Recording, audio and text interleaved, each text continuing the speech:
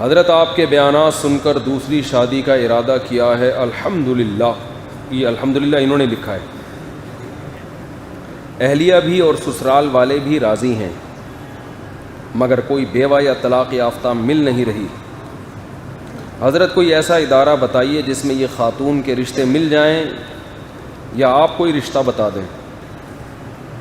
تو یہ جو ہے نا دیکھو ہمارا تو کوئی رشتے کرانے کا سیٹ اپ نہیں ہے, اور یہ شادی دفتر میں جائیں آپ کو مل جائیں گے بہت سارے رشتے وہاں پہ.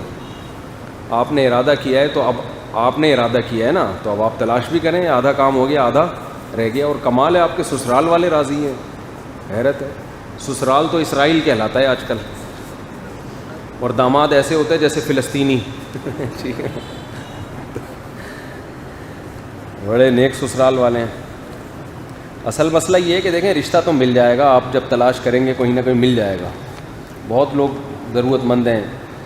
اچھا رشتے تلاش بھی لوگ ایسے کر رہے ہوتے ہیں. ایک صاحب تھے مولوی صاحب نا, میں جب بھی ملنے کے لیے جاتا وہ کتاب پڑھ رہے ہوتے تھے, اور اپنے چیئر پہ کرسی پہ نا بیٹھے ہوئے کتاب پڑھ رہے. جب بھی جاؤ یہی. ایک دن مجھے کہتے ہیں یار پتہ نہیں رشتے آپ کو کہاں سے مل جاتے ہیں, ہمیں تو ملتا ہی نہیں کوئی. تو میں نے کہا آپ یہاں بیٹھ کے نا تھوڑا سا لیٹ جائیں اور تکیہ لگا کے. میرے دوست تھے بے تکلف. میں نے کہا پھر اور زیادہ ملیں گے آپ کو. اس اسٹائل میں رشتے نہیں ملتے. کتاب رکھ کے تیگ لگا کے بیٹھے ہوئے سارا دن, تو آپ یہاں مصروف ہو, رشتے تلاش کرتے ہوئے تو ہم نے کبھی دیکھا نہیں آپ کو. تو بعض لوگ کہہ رہے ہوتے ہیں بیٹھے بیٹھے بیٹھے بیٹھے ہمیں کیا چاہیے, رشتہ چاہیے. تو فرشتہ تو آ جائے گا تھوڑے دنوں میں, رشتہ نہیں آئے گا. چلنا پھرنا پڑتا ہے, شادی دفتروں میں جائیں. مجھے یاد ہے ونس اپون اے ٹائم جب میں دوسری شادی کر رہا تھا تو میں کہاں کہاں نہیں گیا رشتوں کے لیے. شادی دفتر میں نے سارے چھان مارے. یہ جو ایم اے جینا روڈ پر ایک شادی دفتر ہے, آپ نے دیکھا ہوگا, اب پتہ نہیں ہے یا نہیں ہے, یہ بہت پرانی بات کر رہا ہوں میں وہاں گیا. اچھا مجھے پھر اپنی کتاب کے لیے بہت مواد مل گیا ان شادی دفتروں سے کہ ان میں ہو کیا رہا ہے. تو میں نے اپنی کتاب میں واقعات نقل بھی کیے ہیں, شادی دفتروں کے بھی قصے. میں ایم اے جینا روڈ پہ ایک شادی دفتر تھا, وہاں گیا. ایک خاتون بیٹھی ہوئی, کیسے آنا ہوا, میں نے کہا جی کوئی رشتہ مشتہ ہو تو بتائیں, دوسری کر رہا ہوں. وہ ایسے غصے سے دیکھ کے بولتی ہیں دوسری کے لیے ہمارے پاس نہیں ہوتی, پہلی میں کیا خرابی ہے. میں نے کہا کوئی خرابی نہیں ہے, اللہ کا شکر ہے, ہنسی خوشی زندگی گزر رہی ہے, میں چاہ رہا ہوں ایک اور کر لوں. میں نے کہا کوئی طلاق یافتہ ہوتی ہے, کوئی بیوہ ہوتی ہے, کوئی لنگڑی ہوتی ہے, کوئی معذور ہوتی ہے, تو کوئی بیچاری محتاج ہوگی, ظاہر ہے وہی کرے گی ہم سے, ورنہ کون کرے گا. انہوں نے کہا نہیں. اچھا میں بیٹھا ہوا ہوں, اتنے میں اس خاتون کے پاس کال آ گئی. اب وہ خاتون جو ہیں کال پہ بات کیا کر رہی ہیں, ریسیور کی دوسری طرف تو مجھے آواز سمجھ میں نہیں آ رہی تھی نا, ان کی باتیں سمجھ میں آ رہی تھی. یہ کہنے لگیں کہ دیکھیں ہم نے ٹھیک ہے ایک فلیٹ بھی ملے گا آپ کو اور کیش اماؤنٹ بھی ملے گا, گاڑی پہ وہ راضی نہیں ہو رہے, گاڑی پہ راضی نہیں ہو رہے.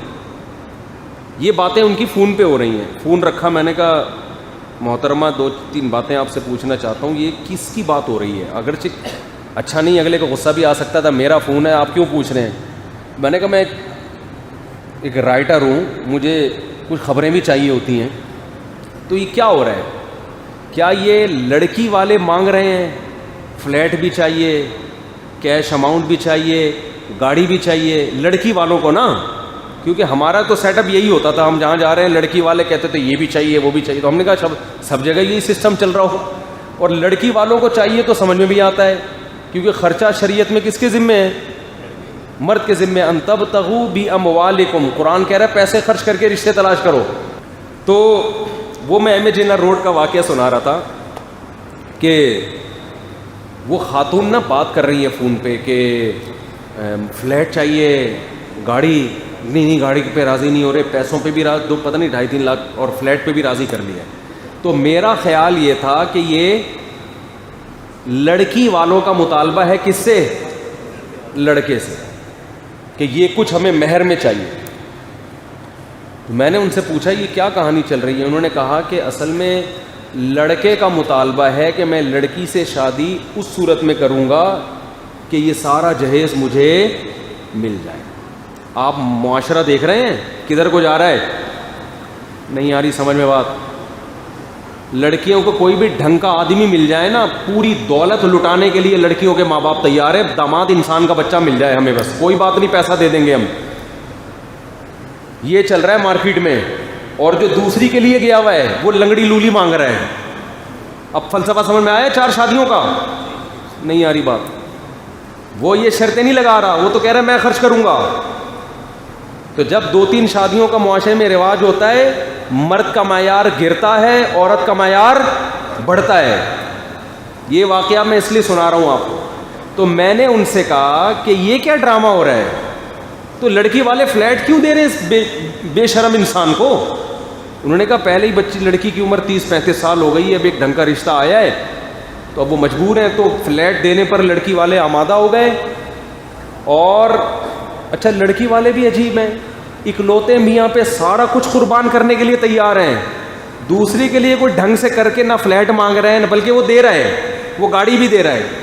میں نہیں دے رہا، وہ دے رہا تھا، جو بھی دے رہا تھا. نہیں آپ میرے پہ رشتے آئے، اچھا فلیٹ لکھ کے دے دو، صحیح ہے نا، فلیٹ لکھ کے دے دو. تو میں ایک مثال دے رہا ہوں، بہت سے لوگ ہیں جو فلیٹ دے رہے ہیں، جو بہت کچھ دے رہے ہیں. نہیں میاں اکلوتا چاہیے تو پھر اکلوتا یہ والا ملے گا آپ کو جو ساری تمہاری پراپرٹی اپنے. اور پھر ایسا آدمی کیا بیوی سے محبت کرے گا یار، جو شروع میں ہی کم بخت فلیٹ اور گاڑیوں پہ دل دے کے بیٹھا ہوا ہے. تو اب وہ محترمہ نے مجھے بتایا کہ یہ سب کچھ پہ لڑکی والے ایگری ہو گئے، گاڑی پہ آ کے گوٹ اٹک گئی ہے.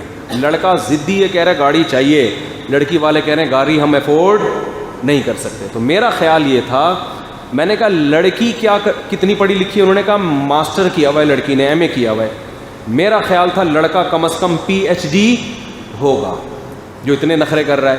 میں نے کہا لڑکا کیا کرتا ہے؟ انہوں نے کہا ٹیلر ہے، درزی ہے. درزی ہونا کوئی بری بات نہیں ہے، لیکن درزی ہو اور شادی تمہاری ایم اے والے سے ہو رہی ہے اور پھر اس سے فلیٹ بھی مانگ رہے ہو، تو یہ بات کھوپڑی میں آنے والی نہیں. لیکن یہ آپ کی کھوپڑی مانے گی اس کو، حالات اسی طرف جا رہے ہیں، سمجھتے ہو؟ تو یہ جن صاحب نے کہا ہے نا دوسری کے لیے رشتہ چاہیے، خود تلاش کریں، ہو جائے تو بتا دیں. اور ہاں تو میں یہ عرض کر رہا تھا کہ دوسری کرو میرے بھائی، آپ کے سسرال نے اتنا بڑا دل کیا کہ آپ کو اجازت دے دی، تو اللہ کا واسطہ دے کے کہتا ہوں کہ دوسری کو الگ رکھنا اور دونوں میں سے کسی کی وجہ سے کسی کے حق کو ضائع نہیں کرنا. جو رپورٹیں مارکیٹ میں آ رہی ہیں دوسری شادی کے اکثر نتائج اچھے نہیں آ رہے، مرد زیادتی کر رہا ہے. میں نکاح پڑھاتا ہوں دوسری شادی کے لیے نا، 1 ہفتے بعد اطلاع ملتی ہے کہ دوسری کو طلاق دے دی. یہ چل رہا ہے مارکیٹ میں.